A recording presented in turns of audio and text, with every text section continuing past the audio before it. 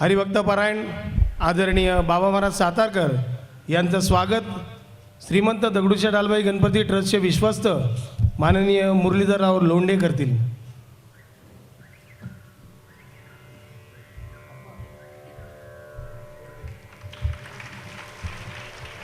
आत्ता जो सत्कार केला आहे ते नाथाभाऊ बडगे आहेत आणि विश्वस्त मुरलीधरराव लोंढे हे गुरुमाऊली ज्ञानेश्वर महाराजांच्या पोथीला हार घालतील. या ठिकाणी एक चष्मा सापडला आहे. वरदे हरिविठ्ठल श्री ज्ञानदेव तुकाराम ज्ञानेश्वर महाराज की जय. तुकाराम महाराज की जय. सद्गुरु दादा महाराजप्पा महाराज की जय.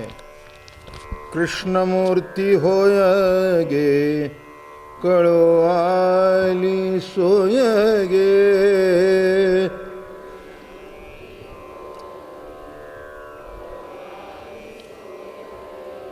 कृष्णमूर्ती होय गे कळो आली सोय गे. तुळशी माळ गळा गे कस्तुरीचा टिळा गे.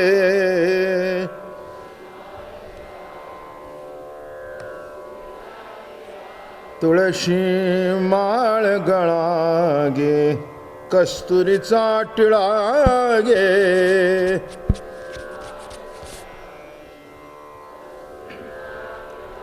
अर्धांगी रुक्मिणी विंजणे वारिती गोपी बाळा. गोपी बाळा गे तुळशी माळ गळा गे कस्तुरीचा टिळा गे.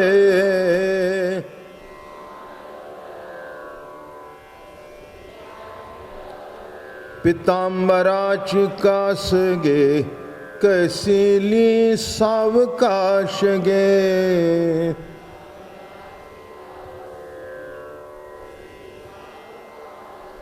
पितांबराची कास गे कसली सावकाश गे.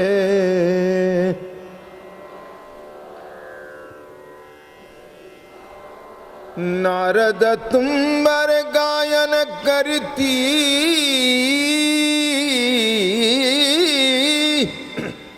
नारद तुम्बर गायन करती पुढे निजदास गे तुळशी माळ गळा गे कस्तुरीचा टिळा गे.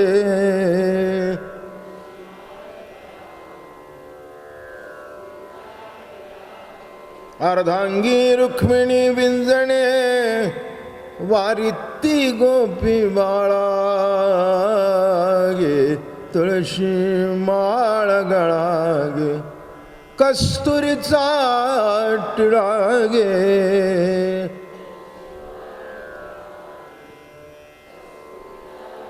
भक्त कृपेची माय गे ओळखो आली विठाई गे.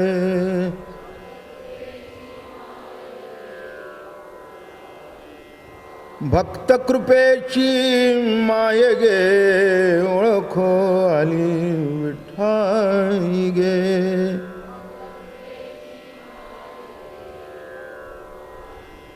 एका जनार्दनी विठे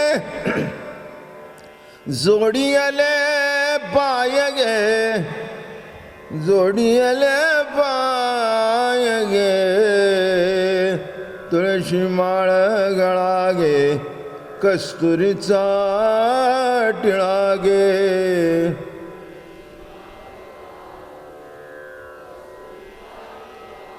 अर्धांगी रुक्मिणी विंजणे वारिती गोपी बाळा.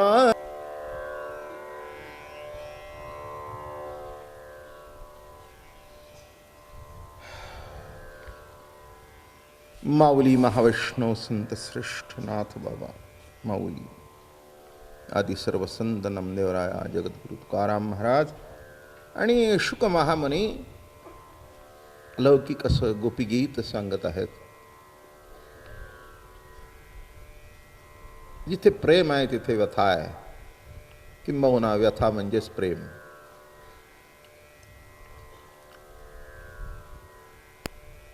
भगवत प्राप्ती चित्ती व्यथा ते अर्थता परमार्थी. जिथे प्रेम नाही तिथे व्यथा नसते, जिथे प्रेम असतं तिथेच व्यथा असते. म्हणून म्हणतात प्रेमात पडू नये.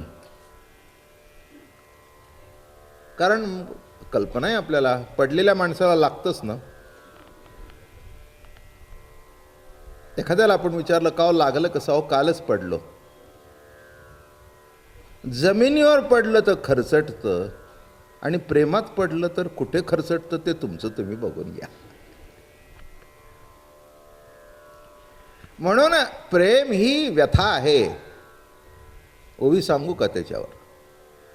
रोग्यानावार्थता व्याख्या नव्हे परमार्था, भगवत प्राप्ती चित्ती व्यथा ते अर्थता परमार्थी. भगवत प्राप्ती चित्ती व्यथा. भगवत प्राप्ती करता चित्तामध्ये व्यथा असणं हीच भक्ती आहे. हे एक तुम्हाला ऐकायला असं विचित्र वाटेल, पण असंच आहे ना शेवटी. प्रेम नगर मत जाणा मुसाफिर. प्रेमाच्या नगरीला जाऊ नये, गेलं तर मोठं अवघड आहे. इतकं सोपं नाही आहे, इतकं सोपं नाही आहे. व्यथा पाहिजे. आणि प्रेम असल्यानंतर एक लक्षात ठेवा, ज्या माणसाशी आपला संबंध नाही आहे तिथून दुःख येत नाही आहे. संबंध आला की दुःख आलं. मुलावर प्रेम आहे म्हणून मुलाकडून व्यथा आहे, मुलीवर प्रेम आहे म्हणून मुलीकडून व्यथा आहे, बायकोवर प्रेम आहे म्हणून तिच्याकडून व्यथा आहे, उलट नवऱ्यावर प्रेम आहे म्हणून व्यथा आहे. शेजारचे कोणी बोलले नाही तर दुःख वाटत नाही, पण नवऱ्याने सहज बघितलं नाही तरी व्यथा होते. घरात आल्या आल्या पत्नीची अपेक्षा असते की आल्याबरोबर त्यांनी माझ्याकडे बघावं. एकदम जर डायरेक्ट चप्पल काढून बेसिनकडे गेला, का हो मी रस्त्यात उभे नव्हते बघितलं नाही. लक्षात घ्या, व्यथा व्यथा आहे. तसं इथे गवळणींच्या अंतःकरणामध्ये ती व्यथा निर्माण झाल्याशिवाय परमोच्च प्रेमाचा अनुभव येत नाही. कळ दिल्याशिवाय मूल होत नाही. पहिल्यांदा व्यथा आणि नंतर आनंद आहे का नाही? पहिल्यांदा ती व्यथाच आहे. कळ देते, ओरडते, आरडते, शेवटी सिझरिंगला तयार होते. काय व्यथा होते आणि त्या बाळाचं मुख बघितल्यानंतर आनंद सुरू होतो. म्हणून लक्षात ठेवा, जिथे प्रेम आहे तिथे व्यथा आहे. आणि म्हणून या नंदनंदनाने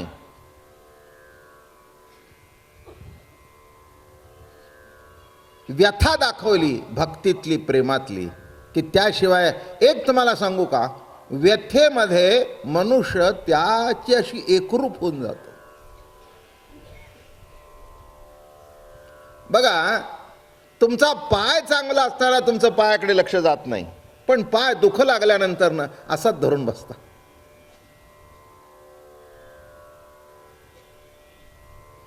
म्हटलं का अगदी गुडघा धरून बसलाय? म्हणला धरून होतो का काय करू, दुखतोय ना. म्हणजे कळलं का, जेव्हा दुखत नव्हता तेव्हा त्याच्यावर हात सुद्धा फिरवला नाही, आणि दुखू लागल्यानंतर धरून ठेवला. तसं प्रेमामध्ये जेव्हा व्यथा निर्माण होते तेव्हाच त्या प्रेमाला आपण धरून ठेवायच्या मागे लागतो. निरनिराळ्या तऱ्हेने तुम्हाला जेवढं मला काय देव सुचवेल तेवढं सांगतो. असं काही जास्ती काही तुम्ही म्हणाल महाराज महाराज फार तुमचा अभ्यास, कशाचा अभ्यास आलाय, ध्यास आहे. अभ्यास वगैरे नाही पण ध्यास आहे. की रोज तुम्हाला काहीतरी नवीन सांगावं, रोज तुम्हाला काहीतरी विशेष सांगावं. आणि इथे येताना इथे बसलं की काहीतरी असं बाहेर पडतं की पुढचं प्रवचन 1 तासाचं होऊन जातं. देवाची मोठी कृपा आहे. आणि एक सांगू का, आत्ताच मी कोणाला तरी म्हटलं, तुमची श्रद्धा असली की नाही घडतं. तुमची श्रद्धा आहे की बाबा महाराजांचं ऐकावं, त्या श्रद्धेमुळे ती श्रद्धा माझ्या मुखातून बाहेर पडते, दुसरं काही नाही. तुम्हाला वाटतं ना चांगलं ऐकावं, तुम्हाला वाटतं ना 1 तास जाऊन समाधान भेटावं, त्यामुळे ते प्रकट होतं. तसं बाबा महाराजाचं काही नाही आहे बरं का. इथे बसल्यानंतर फार मोठा आनंद मिळतो.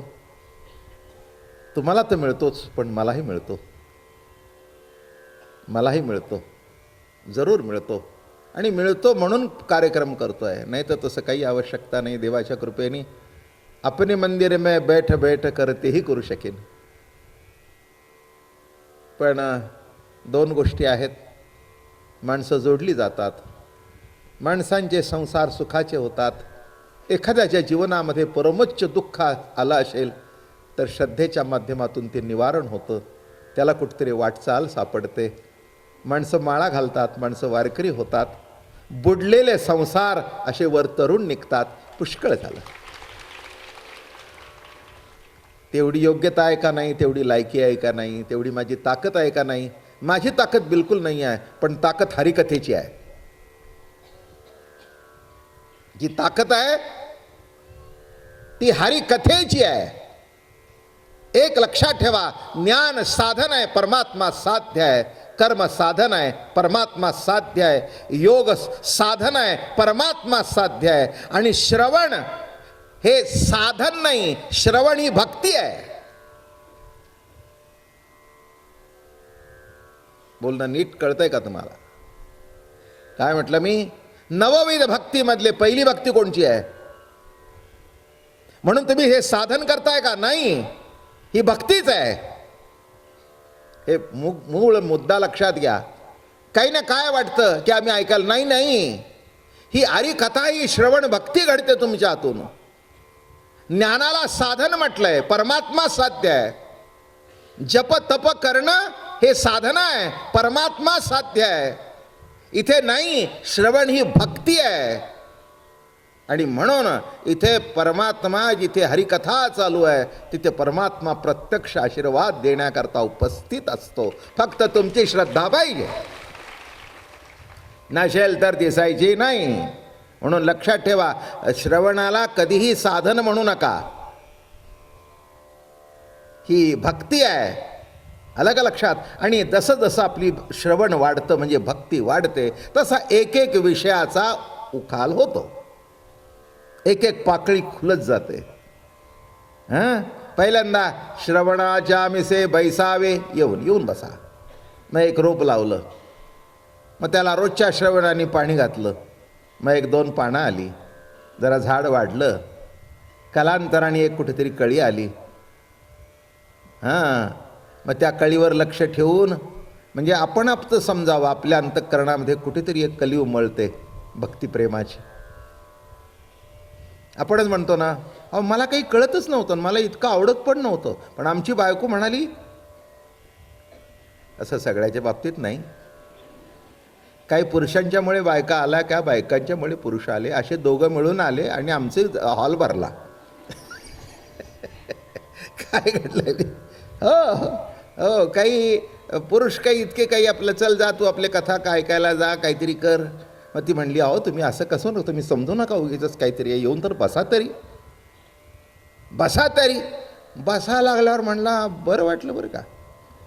मग बरं वाटून इथे घरात काहीतरी बघण्यापेक्षा चला की माझ्याबरोबर. झालं, सुरू झाली वारी, सुरू झाली 1 महिन्याची. 1 महिन्याची वारी सुरू झाली. लक्षात ठेवा की मुद्दा लक्षात घ्या की इथे आपल्याला आपण हे साधन नाही आहे, आपण ही करतो ही भक्ती आहे, ही श्रवण भक्ती आहे. आणि म्हणून त्या श्रवण भक्तीच्या माध्यमातून एक एक भगवंताच्या स्वरूपाचं दर्शन, रूपाचं दर्शन करत करत करत करत त्याच्याशी एकरूप होणं. शेवटी एक दिवस आयुष्या शेवटी पायासवे भेटी.